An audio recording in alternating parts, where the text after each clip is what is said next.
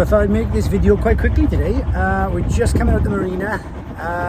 So after a couple of weeks of overhauling the raw water inside of the engine, today is our first sea trial. Lovely sunny day. There's a bit of a breeze out, sort of variable a bit really, sort of pushing me around in the marina. I'm going to head out up the river, even though I could probably get the sails up, and I'm going to be really tempted to. The plan today is I'm actually going to keep those, just keep under steam and see if I can recreate that heat warning alarm. I know now that there's clear line all the way through. If it comes back on now, it could be a problem with the heat sensor itself or that exhaust elbow. The only other things. Plus I was just chatting with one of the guys, quite interesting.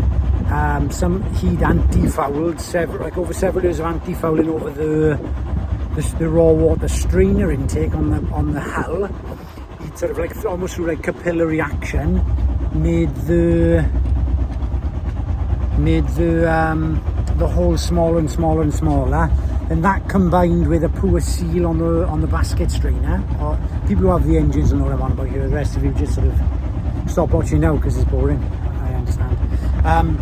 But yeah, between that and a poor fitting, it was second airing and cavitating, which is quite interesting because the chap I bought this boat off had said that he'd had a problem with it cavitating, and he'd sort of tried to fix it by putting this sort of stop tap thing just past the raw water pump. So it could well be that he had the similar problem where they were sort of sucking wind. But we're back out sailing. So we're playing the waiting game basically. We've cruised up the river with no issues, and we're kind of giving it some revs as well. So she's more or less at the height of revs that she'll want to be at before she starts spitting black and getting grumpy with me. So far so good. We've been sort of pursuing that for 35-40 minutes. What I've done now is I've just doubled back on myself to the mouth of the river, and I give it another 10-15 minutes. See what happens, and that'll be more or less an hour. I think that's quick maths. See if I can upset her enough to get the engine warning.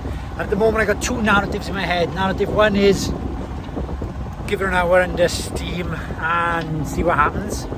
Narrative two is keep her under steam for a good hour and a half to 2 hours, so that I'm definitely sure, and then possibly take the kids out tomorrow. The rationale also on the shorter steam and the bit of a skin to sail up today is that it only takes me half an hour to get up the river. Tomorrow I'd come steam out, cut round a little bit by here with the sails on, and then back up again. So I've replicated the same circumstances that I'd have with the boys on board tomorrow.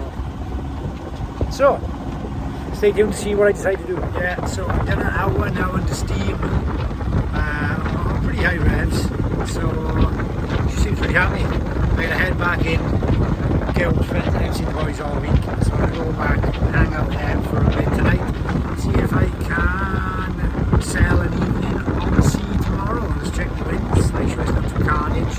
Yes, go to it, and we'll get amongst it. So, got back in the dock okay, a bit rattly, but first time sort of by myself. Turn wasn't as nice. A lot of people sort of asking me questions midway through because they thought I was docking next to them.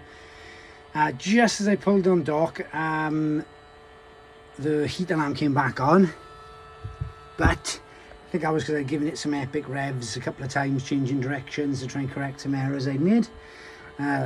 But the outcome was, well, the kind of good thing is that I was worried that the same problem would come back. This is a new problem. It's a load of water in the bilge. So I'm just draining this out now and it's time to work through where the heck I've forgotten to tighten something up is what I'm hoping it is. So I'm hoping it's a split hose somewhere. I think it was up by here. But time will tell. So this is where we're at. This hose is burst. I've taken the Jubilee clips off it. I've just trimmed it down to try and make it fit. It's not liking it because it's tight to the angle. So what I'm going to do is I'm going to try and basically replace it with this hose here. So we've sort of offered it up. It fits okay. It's quite a good fit. So we're going to offer it up, trim it. If we see this is a quite old big like rainbow of a bend, I'm a bit concerned this, and there's plenty of head, plenty of pressure. But I don't want to kink this because it isn't built like that's shaped. So it sits nice and neat. This will do as a temporary fix until I order the new part. And there we have it. A really quick fix on the hose.